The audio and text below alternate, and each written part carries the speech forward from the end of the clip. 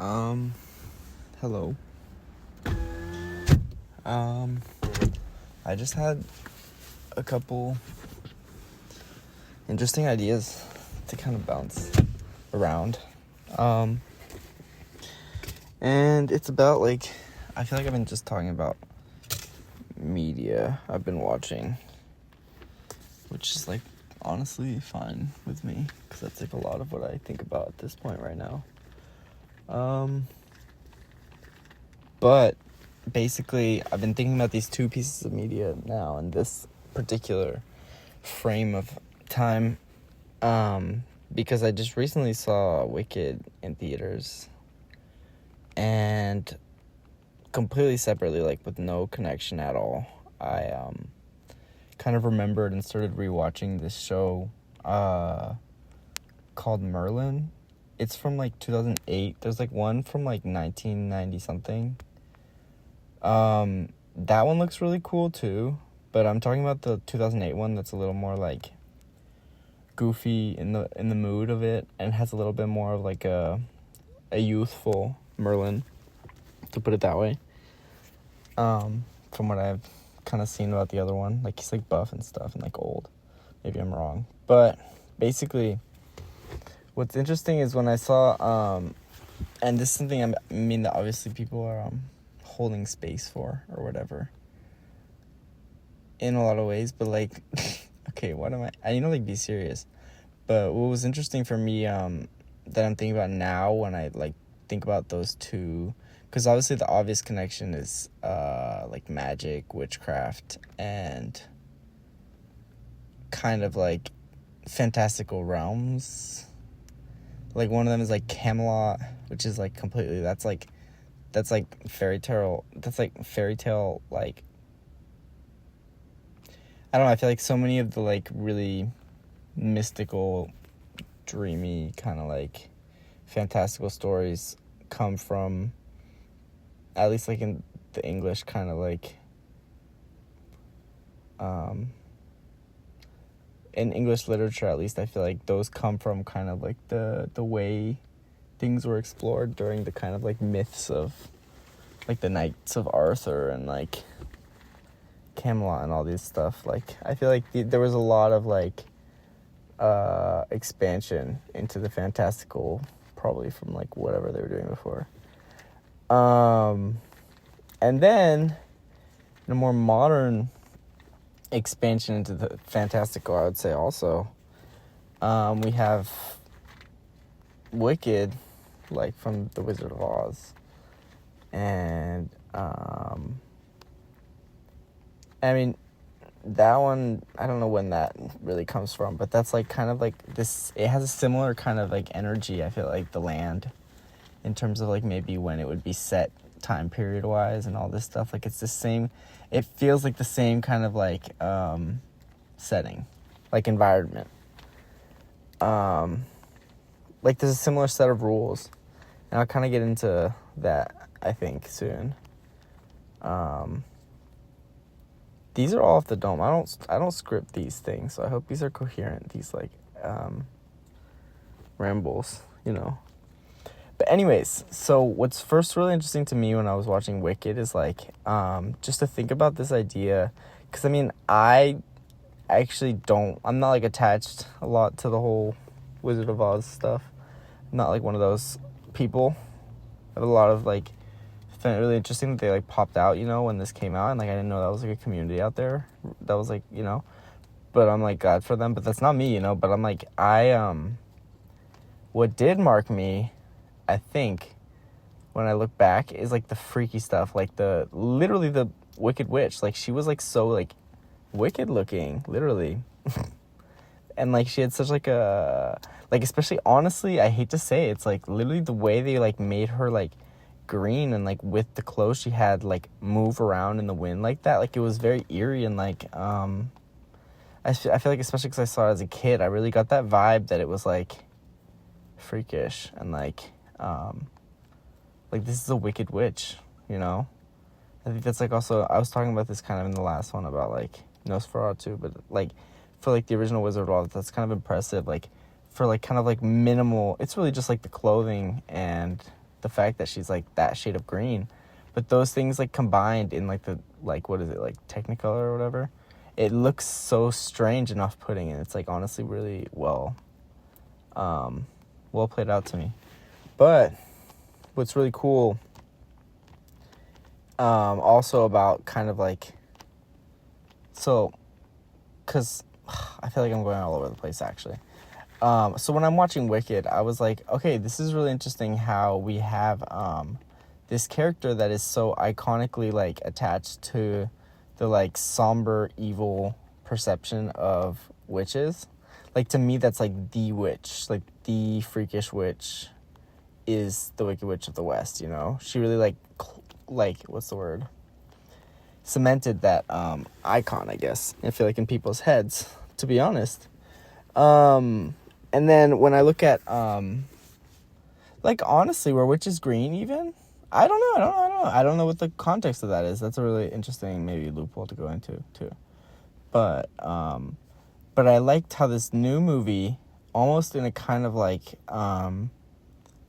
you know, and these things can be really played out, I think, when they kind of, like, sort of reinvent the stories with a modern understanding of the differences between the political sphere, and they stress that they notice the differences between the original making. That was kind of confusing, but I guess what I'm saying, I like in this one how, in this like rendition, I don't know if this is how it is in the musical too, but I do like kind of the energy it has, like even without being explicitly about anything, like it, you know, I'm gonna kind of get into this in a second when I kind of go into like what connects Merlin to this too, and like the magic kind of side of it.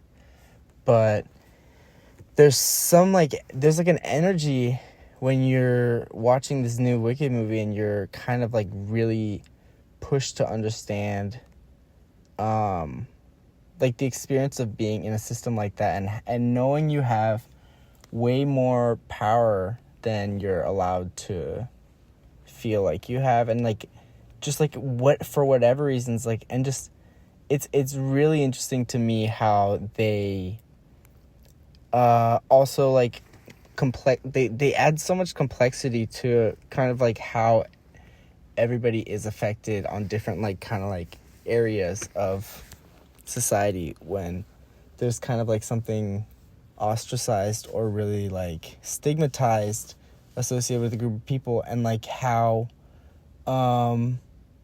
like I really like how Ariana Grande's character, like Galinda, had to me, and I don't even want to just say it like that, like these things can be played out, I feel like, but she really did have a complexity to her where it did feel like, wow, I'm honestly kind of spoiling it, you know, but it'll take me who knows how long to even put this out, so it's fine, but spoiler, I guess. But it's like, to me, I did feel like she was holding the fort, you know, staying in the position of utmost kind of like agency, waiting for kind of like a chance.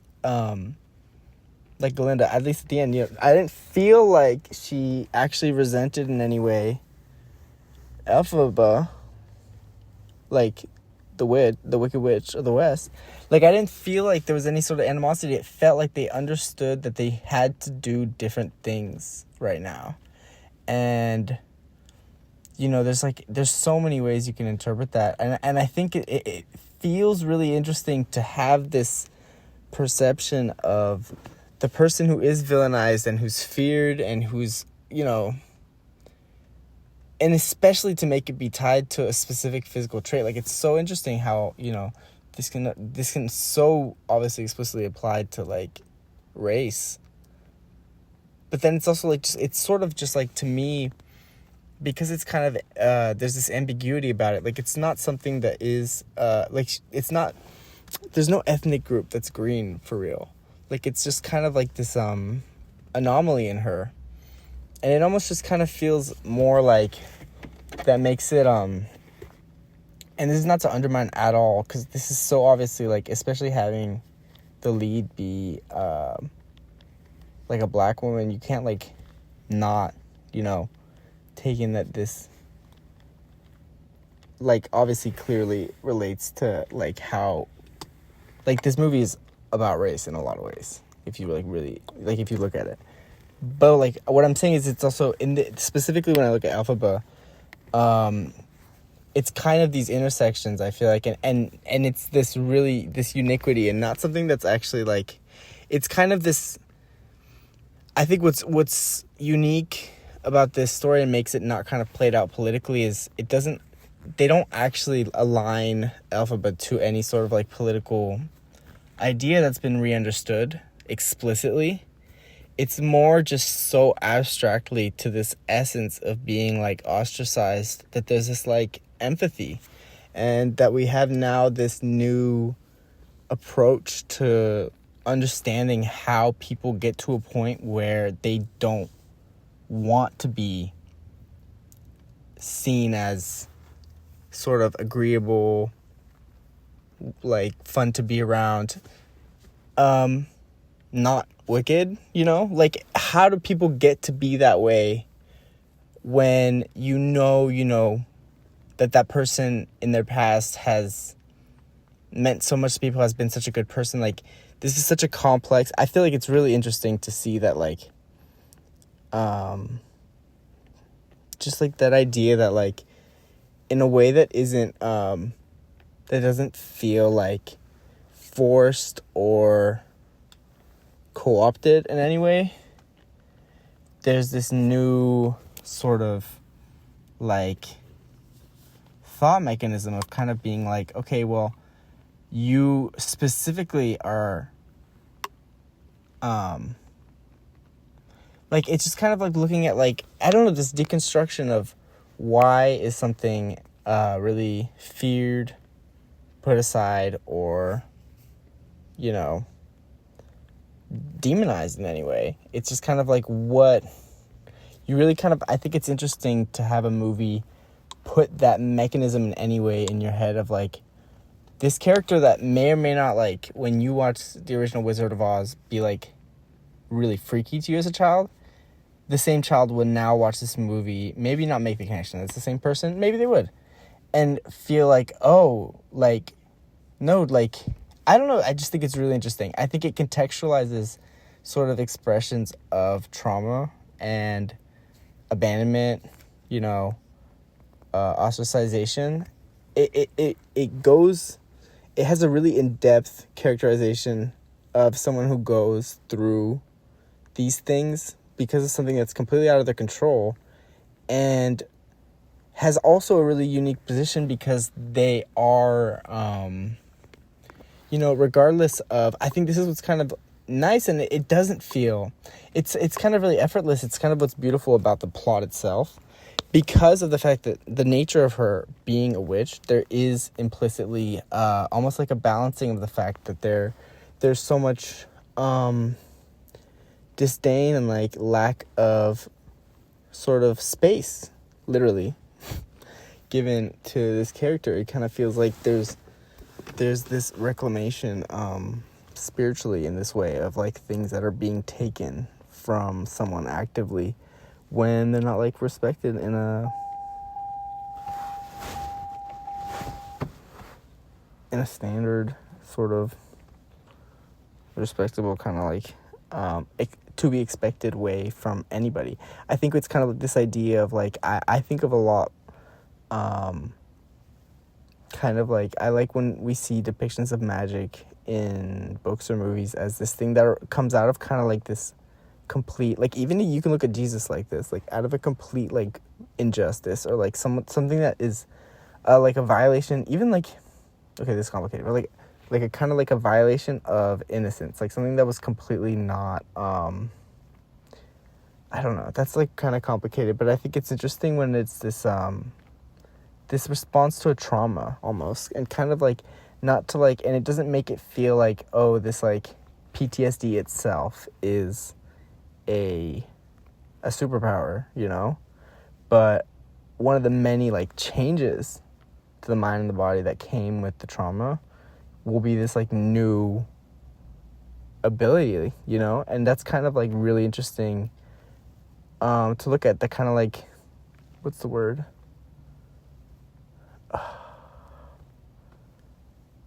that kind of like loss of balance, what's the word, yeah.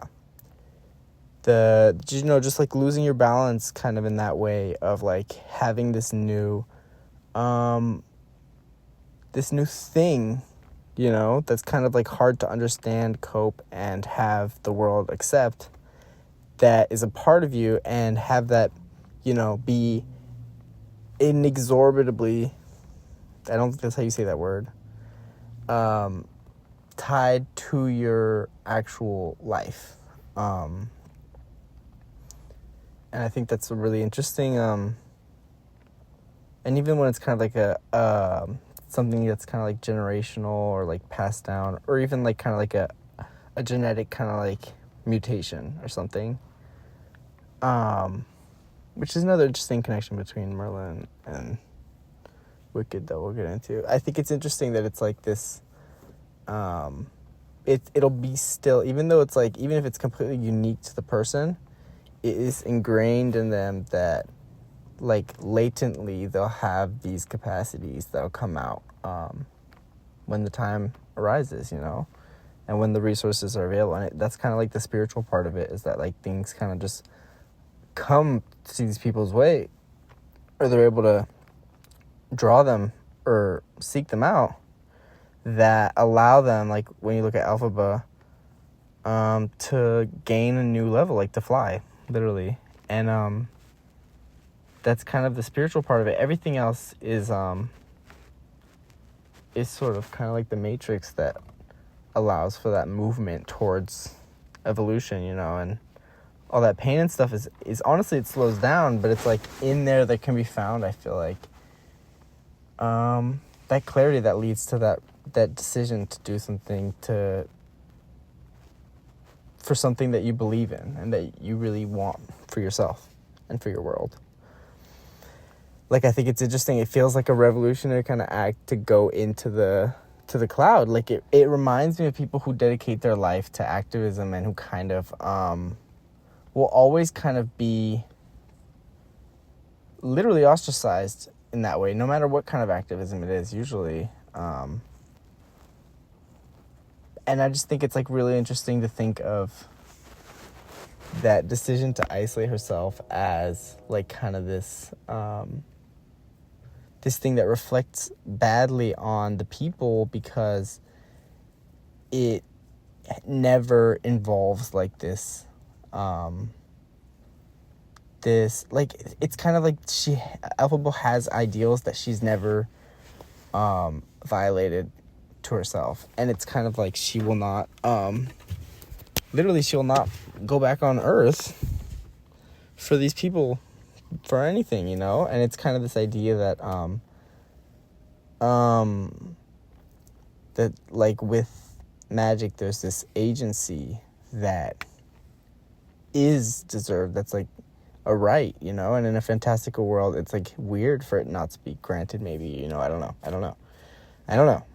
there's like an imbalance or something. I just think it's like it's deserved to, like, for someone to have a complete sense of agency, and when that's kind of usurped either by like a political force, literally, or whatever, that's when I find it really cool in stories, when there's kind of this creation, or this like this explosion of magic that, and honestly that's kind of like this other movie I really like, Suspiria, where it's like after like World War II Germany, that there's like this dance academy and they have like this whole coven flourishing and stuff. But like it's this idea that in like the face of kind of this scrambling, I don't know, these like connections, these like tendrils between us that we are able to form because we need to connect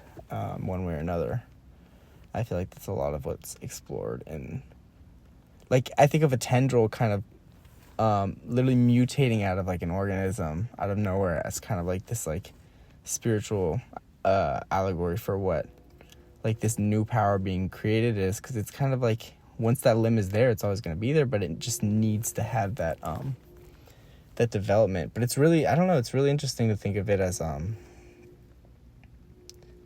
I always like to like, to get really scientific about it, I like to think really deeply about this stuff, but it's almost like, you know, when you think of it like that DNA that was why did I say it like that? DNA. But, like, that DNA that was there to make the tendril was always in there. It just needed literally either, like, the right set of environmental factors or a process within the cell to have happened first for that DNA to be used by, like, new proteins, like, in the cell. And I don't know, that's like a crazy, I'm kind of pushing it, I'm going far, but it's kind of like it's like a process, you know, and either you need the right environment or whatever, but these things were inside of you already is kind of what's really interesting about the way I see magic explored in most, like, fantastical type of things. Like, rarely does it feel like, and it's always kind of like, yeah, like, it's always like someone has a gift or something, you know, like, there's always some access before it's been explored. Obviously, and also, like, in Wicked, she has, like, a huge amount of power, which is, like, crazy or whatever, and it's, like, you can tell that, and to me, this is, like, really spiritual, too. It feels like it represents her, literal, like, goodness of heart and stuff. Like, I don't know how to explain it literally, but for someone to, like, have power, you know, it doesn't necessarily, it's kind of confusing maybe to think of it this way. I don't know if that makes sense, but if you think of it in, like, most, like, spirituality, religions, whatever, that they, like, these powers are transferred down from higher powers. Maybe I'm actually crazy saying that, but, like, you know, most of the time it's, like, a being greater than you bestowed upon you an ability. And a lot of times that's kind of, like, involves, like, a act of being worthy, you know? And so no matter what you kind of believe in, or no matter what's established or not established to be, you know, the creating force or whatever in the cinematic universe, and I'm thinking, like, in the Wicked, I have no idea what the, like, what, they don't have churches, they don't have anything in there. But no matter what it is, there's kind of this idea that, in my head, I hate to say it, like, maybe it's just 'cause I'm just, like, real and whatever, I'm joking, but I just feel like it represents, it makes you feel satisfied as a viewer to see Elphaba have magical powers, because you know that she's just, and she deserves it. Like, actually. Even when she lashes out, me personally, I kind of understood it. They were, like, messing with their sister who's in a wheelchair. What the hell? Like, that was really weird to me. I would have freaked out. Like, you know, that's not insane. This is her first time being in a social setting like this, and she doesn't know what she's doing, you know? I don't know. And then it is really interesting also the abuse of her innate power by someone else who knows what it could be, and just kind of, like, these ways that people who see what they could mold us into, trick us, deceive us, and manipulate us so that they can kind of, like, reap some benefit that we can't imagine at the time, and then confuse us and abandon us. And it's really interesting. It's like, it's something that happens all the time, and it happens, you can think of it with, like, youth, you can think of it with, like, just, like, so many things, but, like, people think of it with, like, these, like, beautiful things that it feels like you share so vulnerably with someone, like your love, your youth, your beauty. Okay, maybe I'm, like, really pushing it, but, like, your youth, your love, you share that so beautifully with someone, and then it's kind of like, when that's, okay, I'm actually being kind of crazy, but when it's kind of, like, taken, it's just kind of like, I don't know. Let me, like, move away from that, because that was just kind of random, I think. I just think it's, like, a little bit hard to, I don't know. But thinking of Merlin, I hate when I lose my train of thought. I feel like I never do that. Maybe I'll think of it later. But thinking of Merlin was really interesting that I realized later, because I finished, you know, watching that movie, and I was like, no, like, you know, they did a really great job. Like, yeah, you know, it's really interesting. I feel like my main thought process was, like, that I liked how magic itself and the way it was falsely, like, performatively used, almost represented, like, kind of like, well, it did obviously represent power, you know, but it also kind of just represented, like, agency, I think, in a way that's really interesting, where it's kind of like, there's so many things that exist because of institutions to make everybody feel like they have way less agency than they do. And that's not, I'm not even saying that, like, oh, you can go up in arms, the government won't catch you. I'm just like, literally, there's just so many ways, I feel like, even in media and stuff, that we're made to feel like these people above us have more agency than us. But then it's like, it is so cool then when you see something like Wicked, where it's like, you as the viewer, you realize so early on that, like, no, like, this character, like, no matter what she might be confused about right now, like, you're like, no, snap out of it. The truth is, you have more agency, more power. And even that, like, little, like, message. Like, imagine, like, someone, like, kind of, like, realizing that as, like, a little kid watching that movie, thinking about that, and then having that kind of, like, message in their head.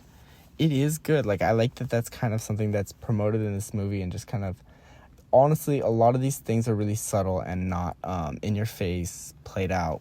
I've already said these words, but, like, you know, these are really subtly, honestly, like, to me, pretty powerful ideas. And especially with the way that they were really, like, seriously and honestly, you know, like, authentically conveyed, and, like, and I just think there's a lot more, there's a really interesting, just, like, way that it feels like leftist, to instill that into, like, new generations. But then also, what's really funny is I was watching this show, Merlin, I think I'm going to say. I was watching the show Merlin, and he's, like, this half-witch, but he doesn't even know about all this. He just has these abilities that he just, again, like, also has, like, more strength than even, like, the average person that has these abilities. And he just kind of, a lot of this show is kind of goofy. He's trying to hide from everybody that he, like, does, well, not even that much, honestly. I think he might get exposed, like, in the first few episodes. I don't really know. But in this whole city, basically, like, the context is that they had this huge war against, like, magic or whatever, and now it's, like, in the kingdom, anything, like, they kill people for doing anything magical. And so this is, like, obviously in Wicked they don't do all that. And it's a different setting, you know? And it's a lot more, like, peaceable. I don't know if that's a word, actually. But it's a lot more peaceful, you know? There's a lot more, in this show, Merlin, it's kind of like, there's a lot more reality and, like, even though it's still fantastical, you know, the magic it's not as easy for Merlin to go against the structures in, like, Camelot, literally. And that's not to say that it was easy in Wicked, but, like, it's just, like, the way that Merlin's story is ingrained in, it's almost like there isn't a Wicked Witch of the West. Like, there isn't an Elphaba in Merlin, and instead Merlin is more like Glinda, kind of, where she's kind of, like, holding that position close by to the authority to be that person that could be doing the most damage and hopefully do the least as possible in the worst, in, like, the bad ways, you know, while also kind of, like, fulfilling this other sense of duty that they have, which is kind of like, for Merlin, he's told by this dragon that he has to protect Prince Arthur. And he's kind of like, what the hell? And even that's kind of, like, an interesting thing that's kind of, like, cool about his whole thing, his whole personhood, in the context of what I just said about Wicked is he just got told that his life path is, like, in terms of agency, it's like he has to be protecting someone. That's his destiny. And that's kind of like a blow, you know? Like, you have a little bit less, like, you have to worry about someone else. Like, this dude that you don't even, like, you didn't even grow up with, you don't even know him like that. It's kind of like, you know. And so then for him to have these abilities, it's almost like, softens the blow, makes it even, and kind of, like, makes it something that's even, like, logical even in the story. And I just like also the same kind of idea where it's like, people who practice this stuff, you know, and do these things,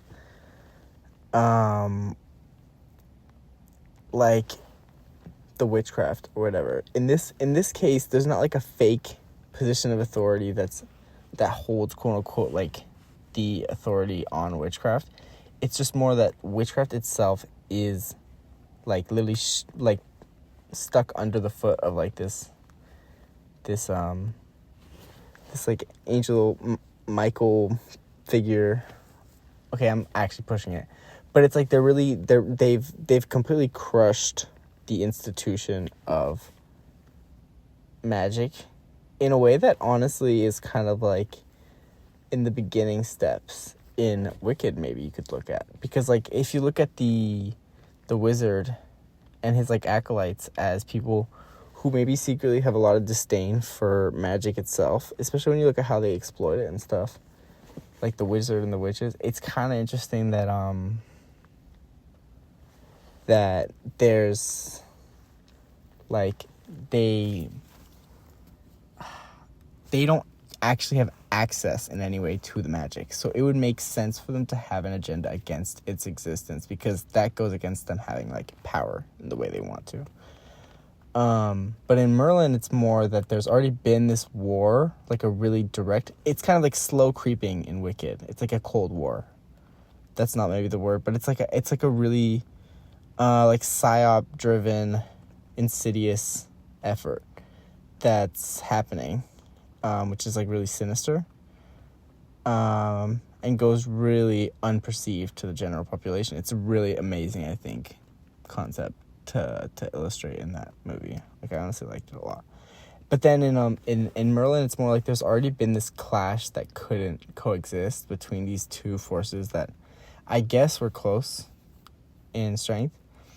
And because of the nature of the conflict, and it's almost like a thumb war, like they had to squeeze down, and now they're squeezing down, and it's like that is it came from ultimately, I think, this battle between almost even forces, but now there's this kind of like really violent clash because so much strength is being used to keep the position of power from like the non-wizards over like witches and stuff in Camelot. And that's why it's kind of like, for him, Merlin, it's kind of like scary in a lot of situations, because even when he wants to help people and be like a good person, like cure people of diseases, like stop people from like being killed by like literally wizard and witches, even when he wants to do all that for the greater good, he has to think about the fact that he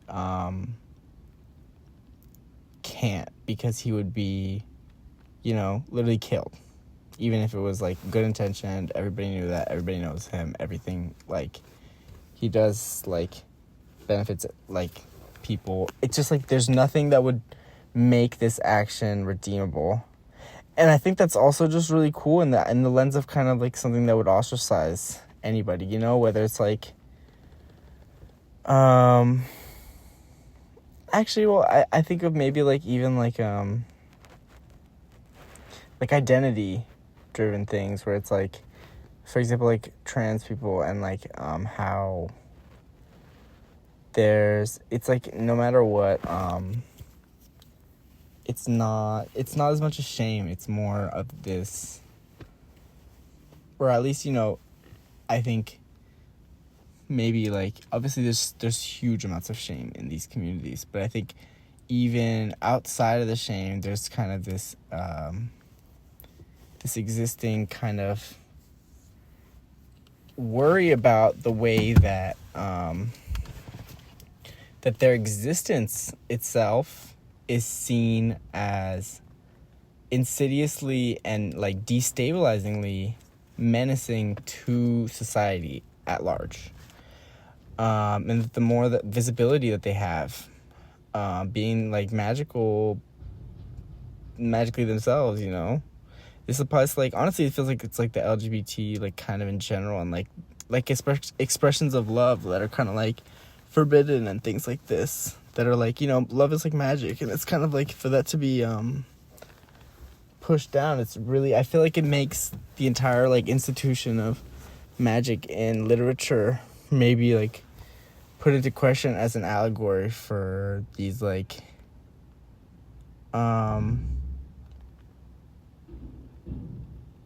kind of these ways that people's like literal identities in one way or another are so pushed down that they had to lose something that was so beautiful, and now they have something else. I don't know, maybe that I'm really pushing it, whatever, because then it's like I don't even know. But to kind of connect it to, because now it's like, this is like a messy one, I'm not gonna lie. But to kind of connect it to like the Wicked and Merlin thing, I just thought it was really cool that in both, just like magic isn't, it's obviously seen as something serious, you know, important, like relevant, and because of its effect,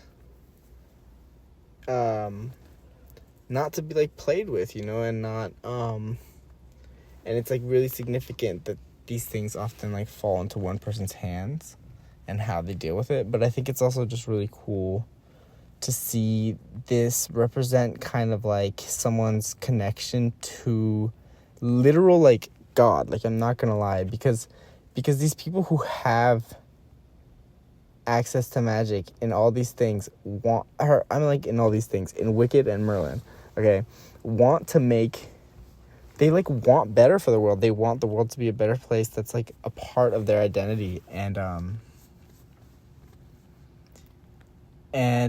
it's like really interesting for their for part of their path, I guess, to have to like control themselves when they're at their like most powerful or whatever, you know, when they have their most access to people, and like really like to put themselves in a box, because they have to worry about their safety when they're visible in that way.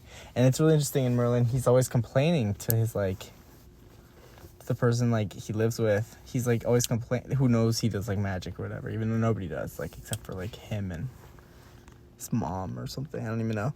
But he's always complaining to him that nobody knows how like literally how good he is at this stuff. And I'm like, that's low-key like real. Like, it's interesting. I feel like watching it as a kid, I didn't understand it as much, maybe because especially as a kid you always get, that's not true.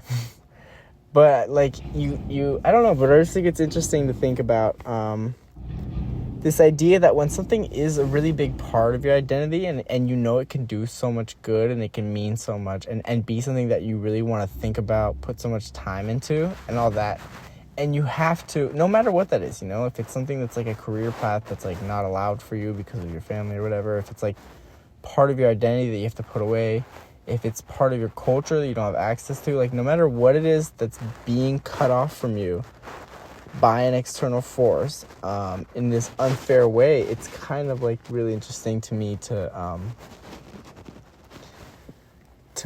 see that as being represented by these people who like out of the goodness of their hearts want to be able to do more than society would allow them to, because of how much power they want these people to have, you know? And this fear of people having, of being excellent and people being, you know, supernaturally better in some ways. It's like these things have to be acknowledged. These things happen, you know? We can't, it makes sense to have, you know, I wish it was maybe done differently, probably. I don't know, or whatever. But it makes sense to have, what's it called? To some extent, like, ways that we look at how fast, I don't know, it's just like, when I look at, the understanding of what, like,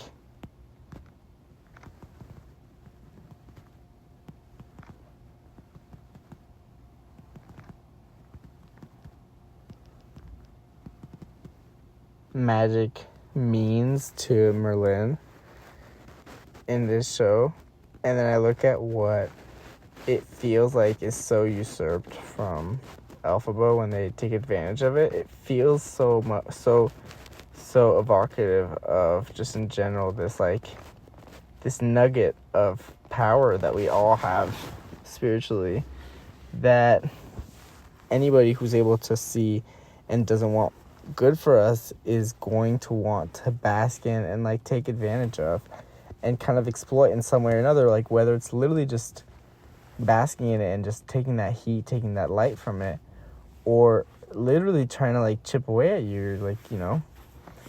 I feel like it's interesting that these people who are already vulnerable to being taken advantage of socially because of their isolation and their history in these forms of media, still also kind of like fall victim to this naivete of like thinking that they can do the best and trust that everybody else wants the best for the world the same way they do. And like Merlin almost gets himself like, I don't know, Merlin almost gets himself like killed because he just like was trying to save someone doing some magic and or whatever. I don't even know, something like that happened, and it's kind of like, well, he was just trying to save someone, like he didn't hurt anybody, all this stuff, blah blah. And then what's it called? In Wicked, it's like at the end of the day, I love the context, like the context around animals in that world, and like what happened to the monkeys, you know. And that was just like a really interesting scene, and like how we heard it happen. I thought that was really cool. But yeah, just like to look at that moment and think of just kind of how that would feel to have something that's like really special that you want to do so much good with.